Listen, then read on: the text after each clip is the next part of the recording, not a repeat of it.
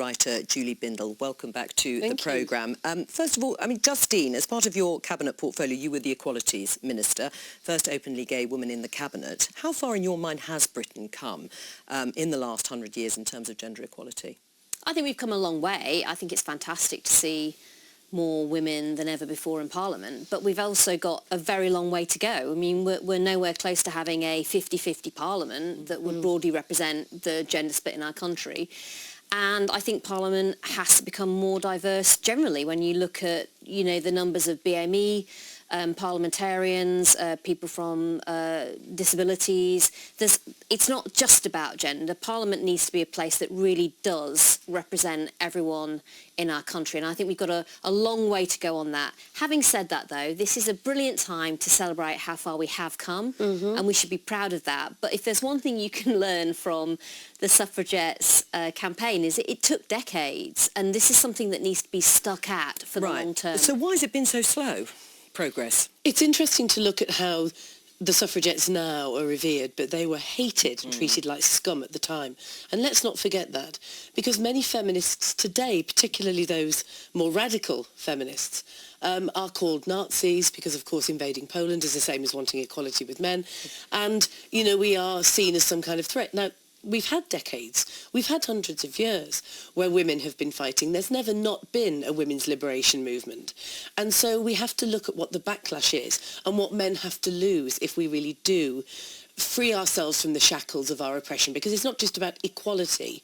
It's about overcoming an oppression that is ingrained in every facet of society. One issue that has divided feminists and divided society to some extent is the driving force behind reforming the Gender Recognition Act, proposing that individuals could become a member of the opposite sex without the need for any form of social or medical transition. Why do you think it has caused division?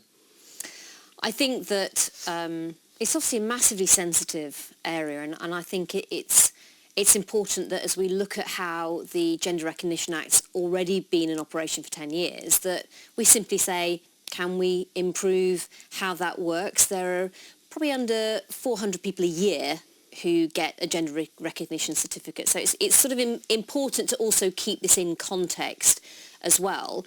But what struck me as we began the debate about what was the right way to look at how you review this was the very different views from women's groups, but also within the transgender community But you itself. wanted a change in the law, didn't you, to make it easier?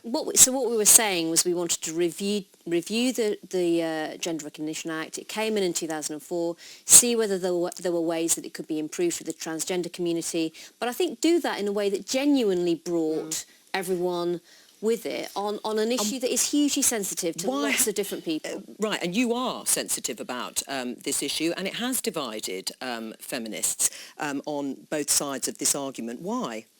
Because women are a protected sex class, and that protection will go. Women, girls and women, those of us that are raised female, have particular oppression that we have to overcome. We grow up as girls, and we suffer sexual violence way disproportionately to the sexual violence that men suffer, and let's remember the perpetrators are men. And if we lose that protection as a sex class, then it's meaningless. Gender is a social construct. There's no such thing as being born with a gender. We are born with a set of expectations imposed upon us that massively disadvantage girls and privilege boys. So you can't just decide that you're going to have gender recognition surgery, for example, because you can't take a surgeon's knife to a social construct, to an idea that's imposed upon us. So we really need to look at how women will lose our rights. It's not about the rights of transgender people being under threat. It's about the rights of half of the population being seriously under threat. Do you accept that when you were calling for a consultation on the reform of the Act, looking at how to make it more streamlined and demedicalised, which is what is worrying people like Julie Bindel? I think what we were saying was it was just time after over 10 years of having the Gender Recognition Act to see how effectively it was working, to respond to some of the concerns of the transgender community about how we could improve it. But I think there's a genuine recognition that we needed to deal with it sensitively, in a proportionate way, with a measured approach. And I think the work that I'm sure is continuing in government, was hopefully aimed at doing just that and trying to steer our way through something that is complicated and sensitive, but do it sensibly. Julie, let's look at the #MeToo campaign. I mean, the feminist Germaine Greer has challenged that campaign, criticising women's silence up until now and saying that actually she felt it was tantamount to consent. What do you say? What does that do to the feminist cause? Germaine's done some great things for the women's movement. This is not one of them. The Me Too campaign actually began in the 1960s when women began to get together in what they call consciousness-raising groups to talk about how, yes, I'm also a victim of domestic violence. Yes, I was sexually abused as a child. Yes, I've been raped. And actually it didn't start in Hollywood and it didn't start from the top down. It started from the bottom up. Sure, and but do you such an support the indication. campaign that has been running in Hollywood? Absolutely support it. There's never not been a Me Too campaign in a sense. It's just now been galvanised through social media. And what's really important, and it reverts back to the gender recognition debate, is that women are a social class that experience these things because of our oppression, not because we're born victims or we're victimised or we enjoy being victimised, and not because boys are born bad. There's nothing natural about this. This is to do with power. Right, but the current debate, is it to some extent vilifying all men, saying men are bad and women are good?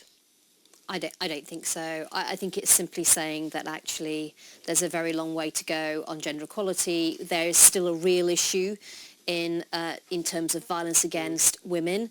And the only other point I would make is that some of the most powerful advocates actually for women have been the men that I've met, and I would love to see more male MPs in Parliament coming forward and standing up against things like the President Club and saying, well, if I'd been there, I'd have walked out. This is a men's problem, not a women's problem. They're the perpetrators. It's hugely powerful for, I think, the other half of the British public, in other words, blokes, to say, yeah, we want this to change too. And I think overwhelmingly they do, actually. And I think if you're a man watching this and that's how you feel, I would say it, because you'll get a huge amount of support from lots of people. All right. Julie Bindel, thank you very much for coming in.